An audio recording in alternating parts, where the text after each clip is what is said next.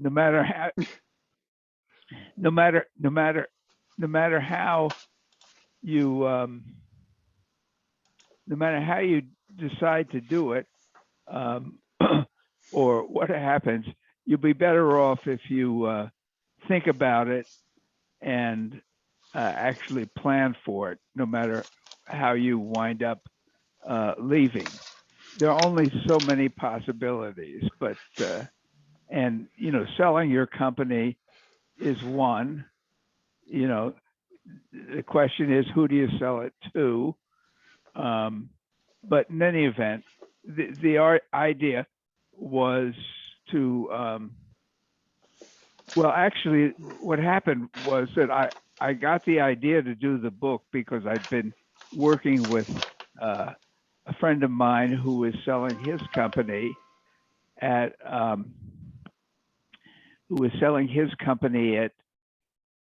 and I had written a series of the two of us, Norm Brodsky and I, had written a series of articles about what the experience was like in his going through this process of selling his company. So I had a book publisher who I like very much, and I had approached him and said, "Gee, I wonder if there might not be a book here for me to do." And he liked it and said, "Yes, you should definitely go ahead and do it." So the first thing I realized was that I didn't know much about it, except what I'd learned from watching Norm go through the process. And so I decided what I should do is go out and interview entrepreneurs who had either sold their businesses or were planning to sell their businesses or were in the process of selling their businesses, or one way or another who were leaving their businesses. And I wound up interviewing, I guess, somewhere around 100 business owners who were sort of around this topic and who were sort of figuring out what they were going, or had most of them had already gone through it. Some of them were just figuring out what they were going to do. But what struck me was really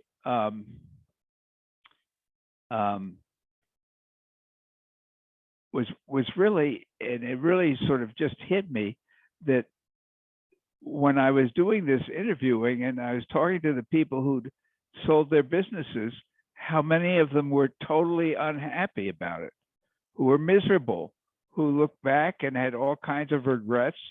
And some of them just, it didn't, in many cases, it didn't even matter how much money they got.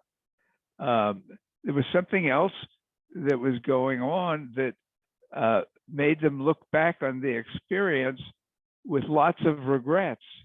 And so I decided that was the book I had to write. Well, what was the difference between the ones who wound up at the end of the process being happy with what happened when they went through the process, and what and the ones who were unhappy?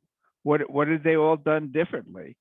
And I wound up coming up with seven and a half different factors that I felt were key.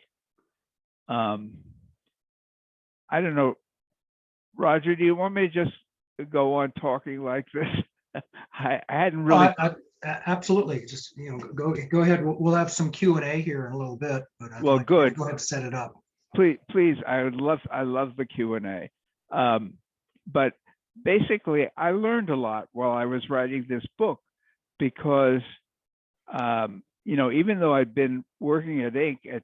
when I started writing it for about 30 years or some, since 1983, basically. We never wrote about exits at Inc. We were always writing about starting up and growing your business. And you know, the book was called the magazine, or the magazine was called the Magazine for Growing Companies, and that's what we wrote about, as as if as if that was it.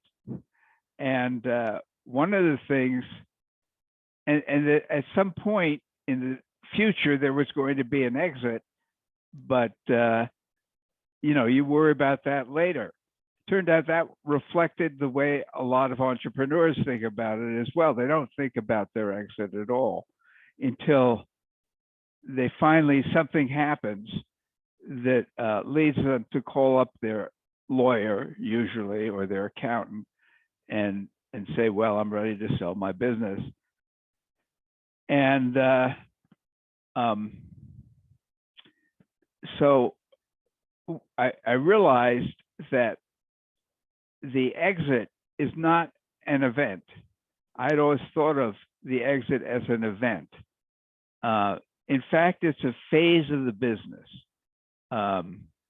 You know, you have the startup phase, you have the growth phase, and there's also an exit phase, and that there are different stages to it. And I came up with 4 different stages.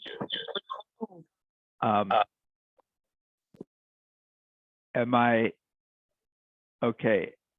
And the 4 stages were, the first one was really sort of an educational stage, which is where you sort of investigate and, you know, take note of how other people have done it, and think about how you want it. I mean, are you building a company that you want to have last forever? I mean, are you building a company that you're planning to have your children take over? Or is this, or are you building a company? What's your goal? Do you want to just sell it and make as much money as possible? You know, so that's the first phase, is sort of the exploratory phase. The second phase is really where you build into the, that's when you're growing the company, and whether people are conscious of it or not, they are, as they grow the company, they're building into it the elements that are going to determine the options they're going to have when they do get ready to leave. And if they aren't conscious about it, they'll just wind up with, you know, whatever it winds up happening to be. But if there are certain options that you want to have when you get toward the end of the journey, that then you've got to build them in while you're building the company. And then the third phase is what most people think of as the exit. That's the phase where you call somebody up. It could be your lawyer, it could be your accountant, it could be an exit advisor of some sort, and you say, okay, you know, I'm ready to do X, Y, or Z. Usually it's, I'm ready to sell the company. And that phase ends when there's a deal. The thing is that this is the part that most business owners don't realize or don't think about, is that it, for the advisor, you know, when there's a deal, that's the end of it. You know, you go on and you find another client, or you have other clients. But for the owner, that's not the end of it. There's a whole other phase, which I call the transition phase. And that's what happens after you sell it. And that's the part that turns out to be hardest, because people don't prepare for it. And they wind up in a situation where suddenly they're confronting all kinds of issues that they haven't had to really think about. You know, And, again, one thing that I realized in terms of trying to change the way that entrepreneurs and business owners think about what they're doing, I said, we have this idea, and, we certainly wrote about it in Inc. magazine, that what you're doing here is building a company. But that's not really what's going on. I mean, building the company is not the end of the process. Building a company is the middle of the process. Really, what's happening is that you're on a journey. And that journey, like every journey, has a beginning, a middle, and an end. And the middle of it is when you're building the company, and the end of it is when you leave that company.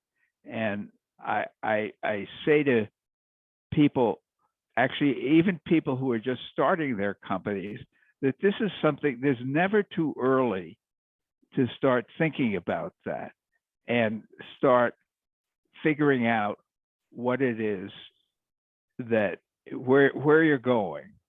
In other words, what's your destination here? And that's something that most people don't do. Most business owners, most entrepreneurs don't do. Yeah, Bo, let me jump in. I notice in your book, you say that the end is the beginning. You should begin with the end in mind. And you also say that the time to start planning the exit is now for every company.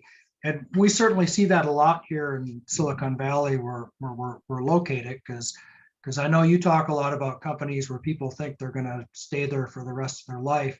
If my clients die before they sell their company, it's only because they died before they thought they would. They really are planning on building them to sell. So it might be a little bit different mindset here. Absolutely. Silicon Valley is a different world, as you probably, from the rest of the country. It's building businesses in Silicon Valley is a whole different proposition. And I understand what you're talking about, Roger, that basically, if you haven't, you're in Silicon Valley, you're basically considered a failure if you don't sell your company. And the whole idea is to sell your company for as much money as possible. But because that's part of the atmosphere, part of the culture of Silicon Valley, people don't question it. They don't realize they have a choice. They don't have to sell their company. They can build a company that can just go on without them.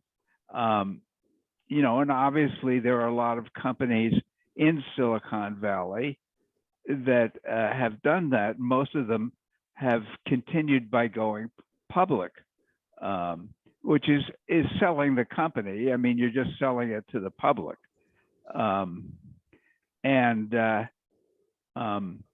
But if you're not in that sort of Silicon Valley culture and that Silicon Valley way of looking at business, there are all kinds of choices. You could sell to your children.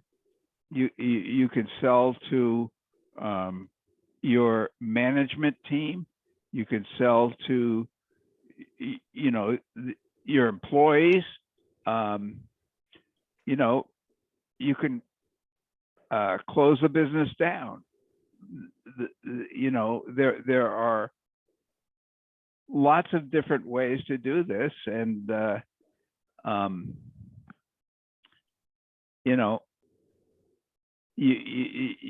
you have to be aware of the choices.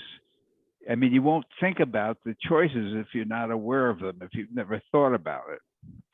Yeah. Let's open it up for some questions here. If people have questions. Just right. Okay. So Joan has her hand up from Avidbank. Go ahead. Thank you for this, Bo. Appreciate it. Joan Secoquian here with Avidbank. My question for you, Bo, you mentioned that the hardest part is the transition phase. And, as a commercial banker, I appreciate that because we do the transaction and the sale, and at times that's the end of it, right? So we don't really see or hear some of the regrets. So I was wondering, what are some of the regrets, if you will, from some of these sale that you've seen? Well, that is a really great question. Thank you, Joan. It's you put yourself in the position of a business owner who has not really prepared himself or herself for life after the business. You go from being sort of the king of the castle at one point to a situation where suddenly nobody returns your phone calls. You know, you go from a position where everybody's hanging on your every word and feels they have to clear it with you, to a situation where you know, nobody's hanging on your word. And you lose, what people talk about is how they lose this sense of purpose. You know, when they have a business, you know, a lot of people will told me that the worst question they can get asked is they go to a party or something like that, and people ask them, "What do you do?" And it's like, "Well, I used to own a company." "Well, what do you do now?" And that's that can be a hard question. The other thing is that, you know, for 20, 30 years, however long it's been, every day you've gone and hung out with and been around the same group of people. Suddenly that group of people isn't around anymore. You're not going to see them anymore. There are other things that people get from their businesses that they don't really appreciate until they don't have them anymore. For example, most of us like to live our lives thinking that we're making progress. We're going from here to there.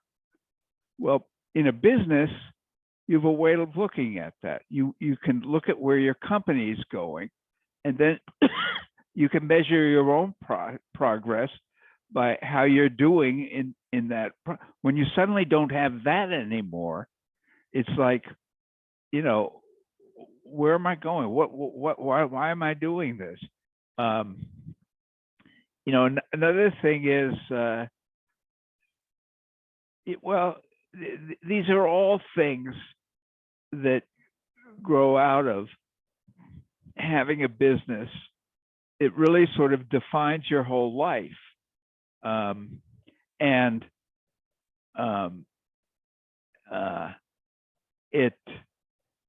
I see a note from Jan here. When you are what you do, that one of the chapters in my book is titled, "Who Am I If Not My Business?" And, you know, that's actually a really, really important question. And that can be very, very difficult for people. The first chapter of the book is really about the first factor that I identified as being most important is knowing who you are, what you want, and why. I have found that in growing a business and dealing with any of the major transitions that a business goes through, it's critically important to know as well as you can who you are, what you want, and why. That's not something that you decide in a weekend. Most of us spend our entire lives trying to figure that out. If you haven't already wrestled, a lot of times we find it out through bad experiences. You know, something happens that's very difficult, and we're forced to decide, wait a minute, who am I, what do I want, and why? If people have not thought about that question while they still own the business, they're going to run right into it as soon as they leave the business, because they're going to be confronted with the fact that they no longer have this business that sort of defines what they do. Now, when I look at the differences between people who at the end of the process are happy and those who aren't, the common factor is that the ones who are happy have found other people to serve. Maybe they start another business, or they go into advising other entrepreneurs or other business owners. A large number of them actually become people who advise other business owners on the exit process. But you know, and I say to people, you know, when you think about it, that makes perfect sense. I mean, what is a business? A business is all about service. I mean, you go into business, why? Because you're going to serve your family. You're going to take care of your children and your spouse and so forth. You know, you're serving your customers. If you're not serving your customers, you're not going to be in business very long. For a lot of people, they're serving their employees, and they're sort of creating lives or creating the wherewithal so that their employees can have good lives. In many cases, you're serving, well, you know, you pay taxes, so you're serving your community as well.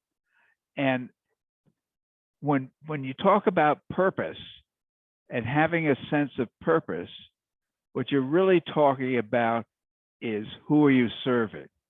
And that is a question that I emphasize to entrepreneurs that they're going to confront at some point, and they need to think about that. I mean, the people who have the best exits are people who already have started something that they can go to. It's a lot easier to go to something than to just go from something. And the people who've had the best exits already have something else that they want to do. And they found a way to, they found something to do that, they found something to do that allows them to invest the energy and the purpose, the energy and the sort of the sense of purpose that they had when they were building their business. Okay, one last question, Monika. Bo, hi. My comment's less of a question and more of a comment. I'm celebrating 20 years in business this year, and I just wanted to share that I've spent a lot of time reading your Inc. articles, and I always enjoyed them. And I'm eager to read your book. I hear a lot of the things you're talking about, and you know, my partner and I are talking about, you know, what does exit look like, and it's not anywhere near, but we're definitely thinking about how to plan for that together someday. And so I'm eager to read your book, and thank you for what you've done for small business owners over the years. Well, thank you very much, Monika. I will say this, is that I'm working on a book right now, which is, again, I have a co-author. In fact, the book is mainly about his life. And this is somebody who, his name is Dave Wharton. And Dave was at Kleiner Perkins during the heyday. He was John Doerr's right-hand man. He was the one who, you know, when John Doerr was investing in Netscape and then in Amazon and then in Google, Dave was the one who was helping him. And so he had a total Silicon Valley mindset about what business is and how to go about it. But he got disillusioned with Silicon Valley at some point. And I mean, he'd had an experience as a kid. He'd worked at Hewlett Packard when Bill and Dave were still there, and he just felt that the people that he was dealing with in Silicon Valley were not like Bill and Dave, and he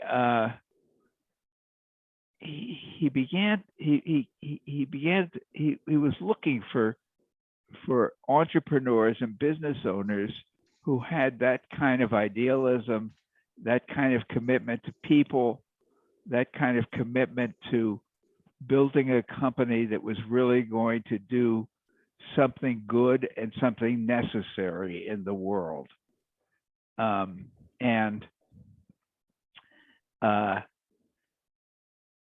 He eventually found these people. He calls them evergreen companies. These are companies that are being built essentially to last forever. They are all private. They all have a very strong sense of purpose. They're very sort of people first.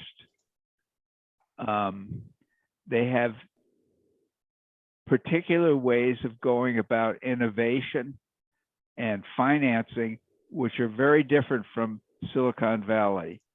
And he has a group. He himself had started a venture capital company called the Tugboat Group,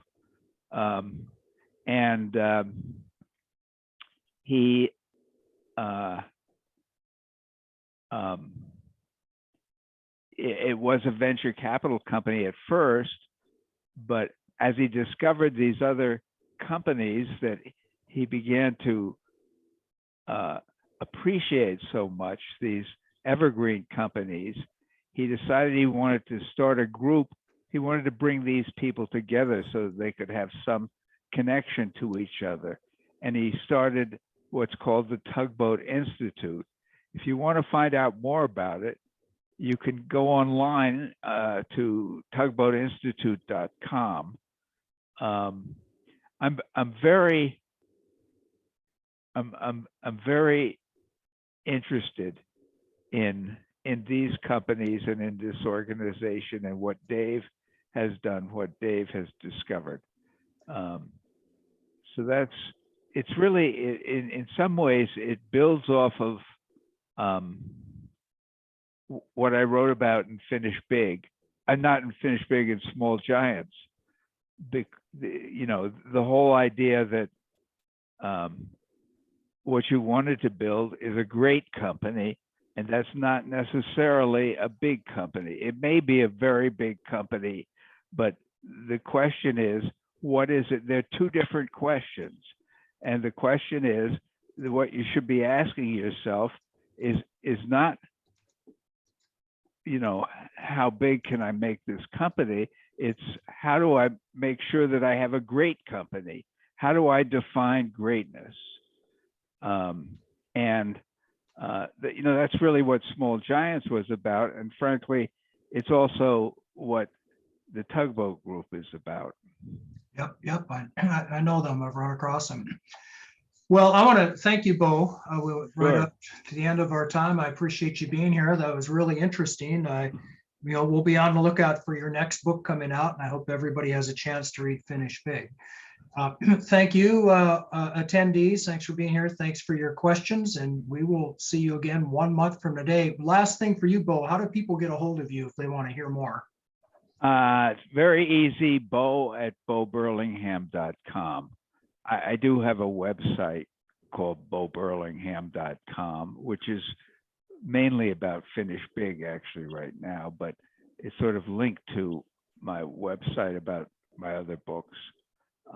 But it just write to me at bo@boburlingham.com and I'll get back to you. Remind me where we met, okay? When you write. Okay. All right. Well, thanks very much, and we'll see you all next time. Okay, thank you very much, Roger. Bye-bye.